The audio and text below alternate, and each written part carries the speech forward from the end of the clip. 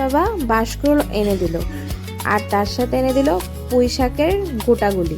তো আমি ভাবলাম এগুলা দিয়ে কিছু করা যাক। তো আমি কি করেছি এগুলা দিয়ে তোমরা একটু আমার ভিডিওটা দেখো। এটা কিন্তু ট্রেডিশনাল খাবার ত্রিপুরার।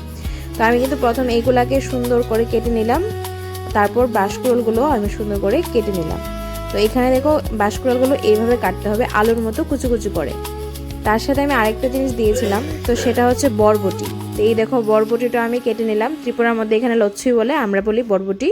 তো সবগুলো একসাথে কেটে নিলাম, কেটে কিন্তু সুন্দর করে ধুয়ে তার সাথে দিলাম পেঁয়াজ, রসুন আর কাঁচা লঙ্কা।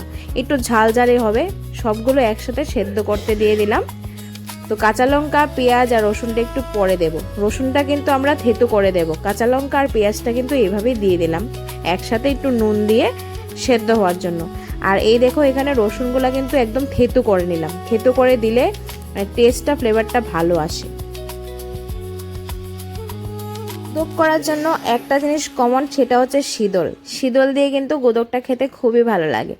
তো এই খাবারের মধ্যে তারপর কিন্তু একটু ধনেপাতা, বিলিতি ধনেপাতা আমি দিয়ে দিলাম। আর শীতলটা সুন্দর করে ধুয়ে এস্টুগুলা ছাড়িয়ে তারপর কিন্তু আমি সেদ্ধর জন্য দিয়ে দিলাম।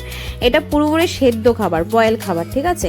তো ভালো করে সেদ্ধ করতে হবে। সেদ্ধ করার পর যেই সবজিগুলো আছে এগুলোকে থেতো করে নিতে হবে। থেতো করে যখন জলটা একটু শুকিয়ে আসবে তখন কিন্তু এটা নামিয়ে নিতে হবে। তো এই দেখো আমার শুকিয়ে এসেছে, নামিয়ে এসেছি, একটু ঝোল ঝোল রেখেছি। গরম ভাতের সাথে খেতে কিন্তু দারুণ লাগে। যারা যারা খেয়েছো অবশ্যই জানো, ত্রিপুরা তো প্রায় এগুলা খেয়ে থাকা হয়। ট্রাইবেলদের প্রিয় খাবার, এখন তো বাঙালিদেরও প্রিয়। আর যারা কলকাতায় আছো অবশ্যই ট্রাই করো।